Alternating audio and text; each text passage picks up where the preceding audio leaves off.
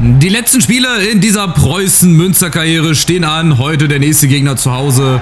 Heidenheim, Spieltag 32. Wir sind noch mittendrin, auch im Kampf um die Champions League. Mit Bayern, mit Leverkusen sind auch, glaube ich, nur 1 oder 2 Punkte vor uns oder sogar punktgleich.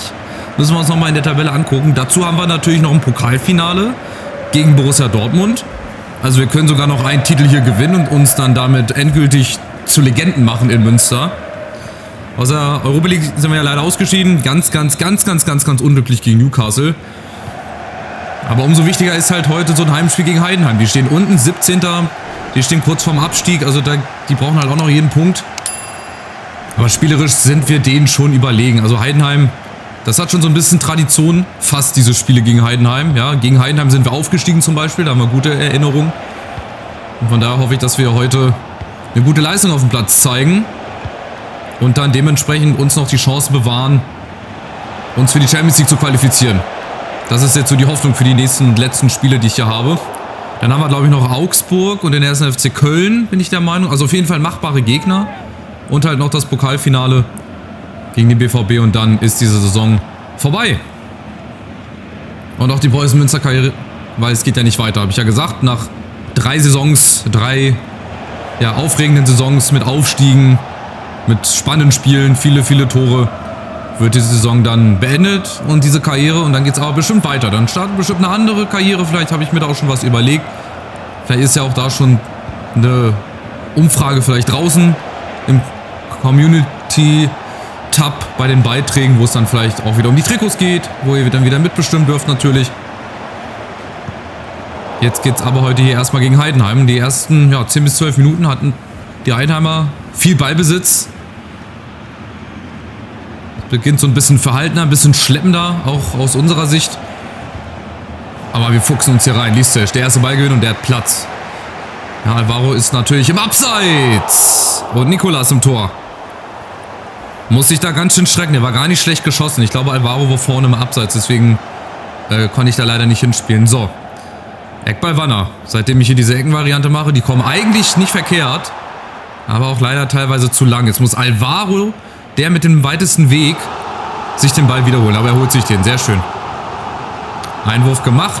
Und dann über die Außen natürlich. Komm. Jetzt macht Alvaro mal den Flügelflitzer hier. Alvaro. Alleine gegen alle und Liestisch. Der läuft perfekt ein. Und jetzt rein damit.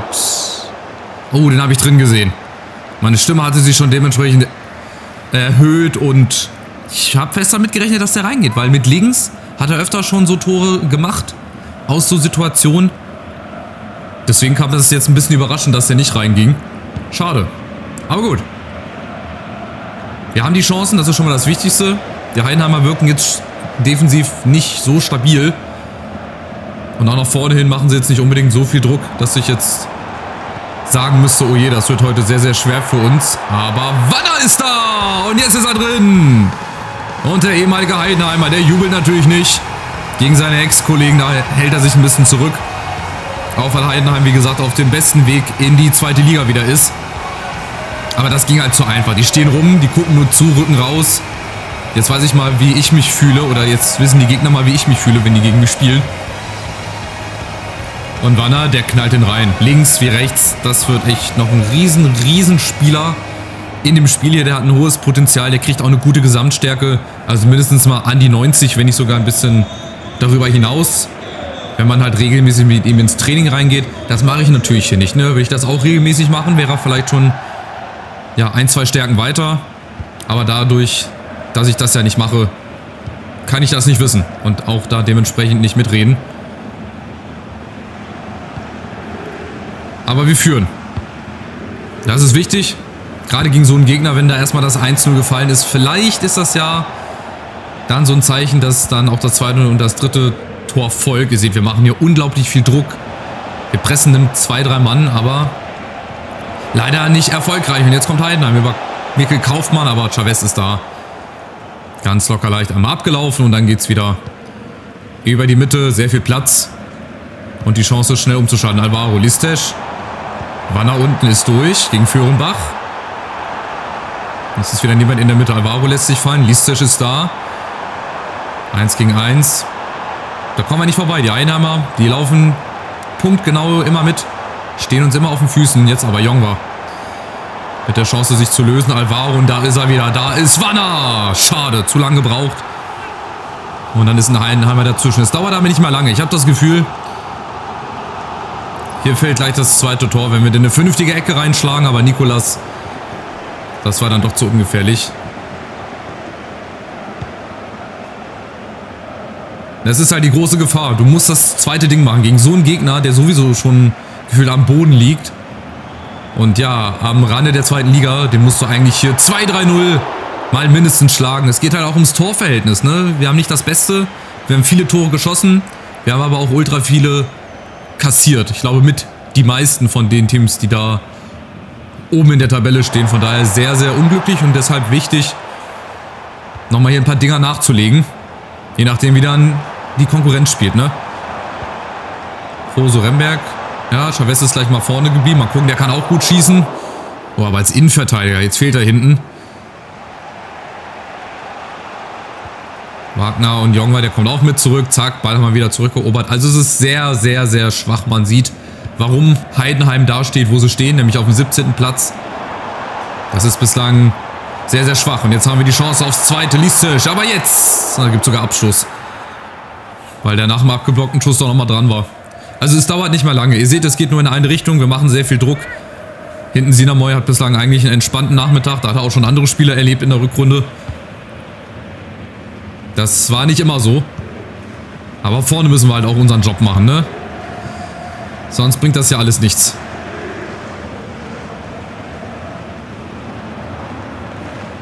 Anthony, ich weiß gar nicht, was er da hinten macht. Da hinten, da können sie rumspielen, da können sie rumdribbeln. Am besten dribbelt er ins eigene Tor rein. Und wir bekommen es leider nicht hin, hier entscheidend im Pressing mal als Sieger hervorzugehen. Das ist echt sehr, sehr schade, weil wir haben eigentlich die Lücke. Oder die Lücken hätten wir dann vorne. Das zum Beispiel, da darf Mikkel Kaufmann auch nie durchkommen. Das ist einfach so random durchgedribbelt. Hier ein Übersteiger, da noch ein Übersteiger. Aber die Heidenheimer, ihr seht, die haben ganz offensichtlich sehr viel Zeit, sehr viel Ruhe. Die drängt offenbar nichts nach vorne. Ich meine, die liegen zurück, die sind 17. Stehen kurz vorm Abstieg. Müssen noch jede Chance irgendwie nutzen. Deswegen finde ich das ein bisschen seltsam, wie die spielen. Die haben zwar fast 70% Ballbesitz, aber gut. Dafür haben wir die Führung. Und vielleicht hoffentlich noch ein paar mehr Tore in der zweiten Halbzeit, weil das wäre... Ja, es wäre nicht bitter. Ich meine, das Einzel würde ich auch nehmen, sind auch 3 Punkte. Aber im Endeffekt möchte ich das schon hier so ein bisschen deutlicher machen. Vielleicht kriegen wir es ja jetzt in der zweiten Halbzeit hin. Listisch macht mal den Anfang. Mit dem ersten Versuch. Atagana, komm hoch da, jawohl. Auch für ihn seine letzten Spiele, ist ja auch nur geliehen von Barcelona. Und das muss man sich auch immer noch mal auf der Zunge zergehen lassen, dass wir hier Spieler aus Barcelona verpflichtet haben. Unter anderem. Und Wanner an den Pfosten. Aber holt sich den Ball, dreht sich einmal um die eigene Achse. Und dann knallt er den so rein. Ohne irgendwelche Gegenwehr. Paul Wanner. Und jetzt, da war mal jubeln. Ja, schöne Schraube. Gibt gute B-Noten. Aber das geht halt auch nicht, weißt du? Er hat den Ball, holt ihn sich zurück, dreht sich da um die eigene Achse und schweißt den da oben rein. Das ist ein sensationell schönes Tor. Hier, die Heidenheimer, die können nicht klären, dann halten die alle 1,50 Abstand. Wie in den besten Corona-Zeiten, ja, 1,50 der Abstand. Aber so kann es einfach nicht bestehen und so steigst du einfach wieder ab. Und dann auch zurecht. Wir müssen uns das mal nach dem Spiel in der Tabelle angucken, ob die noch rechnerische Chancen haben, ob vielleicht die Meisterschaft dann schon entschieden ist. Ja, Dortmund und Leipzig sind ja diejenigen, die den Titel dieses Jahr oder in der Saison hier unter sich ausmachen. Aber wir haben endlich unser zweites Tor. So, so wichtig.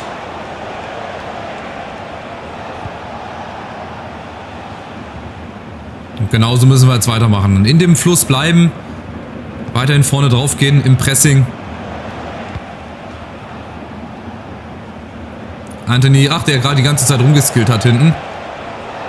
Das wird er sich jetzt noch 2-3 Mal überlegen, ob er das macht. Remberg auch ganz easy. Und jetzt hat er Platz über rechts. Und die rechte Seite, die gehört ihm. Oh, wenn er den nicht so weit vorgelegt hätte. Gut, der ist kein Flügelspieler, aber trotzdem die Ballkontrolle, die muss er trotzdem haben. So, Anthony wieder. Jetzt haben sie ein bisschen Platz. Jetzt kommt Beck. Listisch muss man mit nach hinten arbeiten, weil Poso, der sprintet schon. Der holt wirklich alles aus sich raus. Achtung. Mikkel Kaufmann. Und da sind die Heidenheimer. Ganz typisch mit ihrer ersten Chance, das erste Tor. Und wir rackern uns wieder vorne einen Wolf ab. Mit 9 oder 10 Schüssen und die kommen einmal vors Tor und sind wieder dran. Und Sinamoy, der bis dahin überhaupt gar nichts zu tun hatte, nicht mal eine Ballberührung hatte, der musste wieder hinter sich greifen. Guck mal, Atagana, der verliert den auch so ein bisschen aus den Augen, der hätte auch mitlaufen können. Ja, und das nervt halt einfach, wenn du dann so, Dorsch ist übrigens der Torschütze, wenn du dann so wieder unter Druck gerätst, gegen so einen Gegner, also wie gesagt, bei allem Respekt, aber der dazugehörige Tabellenstand, das darf nicht passieren. Jetzt sind wir halt wieder in Bedrängnis, ja, und jetzt ist Heidenheim wieder da. Die haben wieder neuen Mut geschöpft wahrscheinlich. Wir kommen in die Zweikämpfe rein, das ist wichtig, wir müssen die dann auch gewinnen, gerade Remberg und auch Atagana. Da werde ich wahrscheinlich gleich wieder Rogoff reintun. Die müssen das da ein bisschen zusammenhalten, so Wagner. Mit Platz gegen 2 Mann, Jonga hinterläuft da, ne, machen wir alleine. Und ich meine, sie lassen uns ja spielen. Guck mal, die greifen uns nicht an, die gucken einfach nur zu und hoffen, dass hinten Moritz Nikolas, wenn es Moritz Nikolas ist, den Ball hält. So, der Vega kommt nochmal rein. Den habe ich auch schon öfter jetzt gelesen. Jetzt kommt nochmal Remberg. Komm, aller guten Dinge sind 3. Vielleicht jetzt eine gute Ecke. Poso. Oh, verlängert. Liestesch, Friedrich. Ja, kommt nicht ran. Aber nochmal Remberg. Kriegt die zweite Chance. Oh ja, der ist hoch und lang in der Luft. Ja, aber Alvaro kriegt den nicht aufs Tor. Aufs Tor muss der. Nächster Versuch. Wieder Alvaro. Kommt wieder nicht ran. Das ist Wahnsinn. Den kriegen sie immer gut verteidigt. Oh, und Atagana schon wieder. Der ist bei ihm, an ihm. Und der Durchbruch. Mikkel Kaufmann. Das kann nicht sein. Ach komm, leck mich doch am Arsch. Mikkel Kaufmann. Und der Ausgleich. So unfassbar. Das ist wieder ein richtig gutes Beispiel, wie beschissen einfach die Defensive ist. Das ist super unlogisch. Wer legt sich den Ball 30 Meter vor und schafft das dann auch noch? Mikkel Kaufmann dann fast noch im Fallen macht er den Ausgleich. Das kannst du wieder keinem erzählen. Das ist so lächerlich, wirklich. Das ist so dermaßen lächerlich. Vorne gewinnen wir einfach keinen Kopfball, weil Alvaro irgendwie das Kopfballspielen verlernt hat. Und hinten ist die ganze Verteidigung offen. Mann, oh Mann. Also, müssen wir nochmal hier ein bisschen durchwechseln. Das kann ja wohl nicht eingehen, dass wir jetzt hier unentschieden spielen gegen den Absteiger. Also, die werden wahrscheinlich absteigen, gehe ich mal von aus. Aber nehmen dann nochmal auf dem Weg nach unten einen Punkt aus Münster mit. Und gucken wir mal, direkt nach dem Anstoß vielleicht. Nacho Ferri. Aus Spitzenwinkel, das wäre mal eine richtig gute Antwort. Jawohl. Es geht doch. Mann, muss man das immer erst so machen. Nacho Ferri macht den Harry Kane. Und aus Spitzenwinkel, da knallt er den einfach rein. Wanner mit einem Assist jetzt auch und Nacho Ferri. Humorlos. Zack, einfach ins lange Eck. Ja, ohne groß und viel Heckmeck. Einfach rein. Nichts zu halten für den Keeper. Und schon wieder die Führung. Nicht mal 2 Minuten nach dem Heidenheimer Ausgleich. Ja, wie gesagt, das ist hochverdient. Also die beiden Gegentore alleine sind schon total lächerlich. Die hatten 2 Chancen und kommen zweimal vors Tor. Der Durchbruch da von Mikkel Kaufmann, den mussten wir auch nochmal erklären in einer ruhigen Minute. Ja, aber wir haben ja Nacho Ferri zum Glück. Und wir haben Paul Wanner heute. Mit dem Doppelpack und mit dem Assist gegen seinen Ex-Club.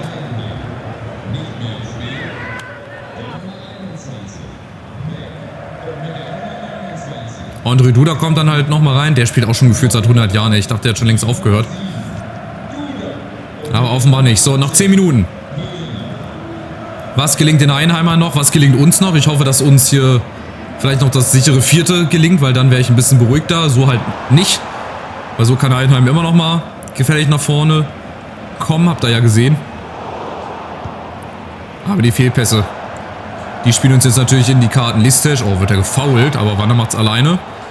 Listesch ist da und jetzt nochmal einen guten Abschluss. Listesch in den Winkel. Und die Entscheidung fürs heutige Spiel. Und da sind sie alle auf dem Rasen. 4:2, eine große Erlösung. Und wir sind immer noch drin im Rennen um die Euroleague, sowieso um die Champions League, wenn die Bayern und auch Leverkusen vielleicht nicht gewonnen haben oder gewinnen werden. Aber Listesch ist halt einfach Listesch, ne? Vorbei am Gegner und wieder so ein schönes Ding.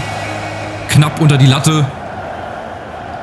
Ah, und Vorlage wieder von Wanner. Also Spieler des Tages, ganz klar. Paul Wanner, 2 Tore, 2 Vorlagen. Der Junge ist halt einfach Gold wert. Obwohl den Ball gerade, den hätte ich vielleicht auch gerade so noch hinbekommen. Aber egal. Ich spiele ja nicht Bundesliga. Von daher juckt das niemanden. So. Und wir sind hier noch nicht durch. Wir sind noch nicht fertig. 2 Minuten noch. Wie gesagt, fürs Torverhältnis. Das ist so wichtig, dass wir hier mit ein paar Toren Unterschied gewinnen. Aber wir werden halt nur mit 2 Toren im schlimmsten Fall oder im besten Fall hier gewinnen. Auch wieder viele Tore, viel Spektakel. Das beschreibt halt unsere ganze Saison. Wir schießen vorne immer viele Tore. Wir haben aber auch gefühlt schon über 60 Gegentore. Ey, das ist halt dann vielleicht auch ein Grund, warum es nicht ganz reichen könnte mit der Champions League am Ende. Aber wir haben ja noch dann 2 Spiele. Und das Spiel ist ja hier auch noch nicht vorbei. Wanner nochmal. Der ist heute richtig heiß. Der ist heiß gelaufen. Wanner kommt nicht durch. Und Nicolas klärt den Ball ein letztes Mal. Und dann ist es vorbei nach 93 Minuten. 4:2. Sieg gegen Heidenheim zu Hause. Wir haben es wieder spannender gemacht, als wir es hätten machen müssen. Nach dem 2:0 müssen wir das einfach besser verteidigt kriegen. Dann der Durchbruch von Bickel Kaufmann. Dann Nacho Ferri, wichtig. Direkt wieder die Führung. Und am Ende dann Listec macht halt das, was er die ganze Saison schon macht. Und von daher weitere wichtige 3 Punkte. Die Statistik ist halt auch ein absoluter Witz gewesen. 14 Schüsse für uns. Heidenheim hat 2 Schüsse gehabt und macht halt aus 2 Schüssen 2 Toren. Leverkusen hat unentschieden gespielt. Habe ich gerade im Augenwinkel gesehen. Platz 5. Momentan. Nächster Gegner ist St. Pauli. Vorletzter Spieltag. Letztes Auswärtsspiel für unsere Münster-Karriere. Also es könnte sich auch zu unserem Gunsten wenden. Wir gucken mal auf die Tabelle. Spulen jetzt nochmal vor. Bis zum vorletzten Spieltag. Ich glaube, da müssen ja alle Spiele zeitgleich stattfinden und das ist jetzt auch wieder nur am letzten Spieltag. Ich glaube am letzten Spieltag so. Gucken wir mal rein in die Analyse. St. Pauli aus den letzten 5 Spielen 4 verloren, nur 1 gewonnen. Ich hoffe jetzt nicht, dass nochmal ein Sieg am Ende mit dazu kommt. Auch wieder 5er-Kette, 5-3-2. Ich erwarte so ein ähnliches Spiel wie gegen Heidenheim, vielleicht noch ein bisschen extremer. Also extrem schlechter würde ich jetzt nicht sagen. Nee, ins Training? Was ist das? Habe ich noch nie gemacht. Da muss ich jetzt vor der Saison auch oder zum Ende der Saison nicht noch beginnen mit dem Training. So, hallo Boss, ja, du hast super Leistung. Hallo Boss, ihr habt alle super Leistung. Vor allem Atagana, von dem bin ich immer schwer begeistert. So, der aktuelle Tabellenstand. Wir sind vor Leverkusen, also einen Platz haben wir schon mal gewonnen. Und wir haben nur 2 Punkte Rückstand auf Wolfsburg und auf die Bayern. Spielen die zufällig noch gegeneinander? Die Bayern spielen jetzt noch in Augsburg und in Berlin bei Union. Wolfsburg spielt jetzt bei Union und hat dann noch ein Heimspiel gegen Bremen. Also haben beides leichte Restprogramme. Wir spielen jetzt noch in St. Pauli und beim 1. FC Köln. Also haben wir noch 2 Auswärtsspiele. Das heißt, das letzte Heimspiel unserer Münster-Karriere haben wir gewonnen. Jetzt haben wir noch 2 Auswärtsspiele. Wenn wir da 6 Punkte holen, können wir maximal auf 63 kommen. Also maximal Platz 4, was ja für die Champions League reichen würde.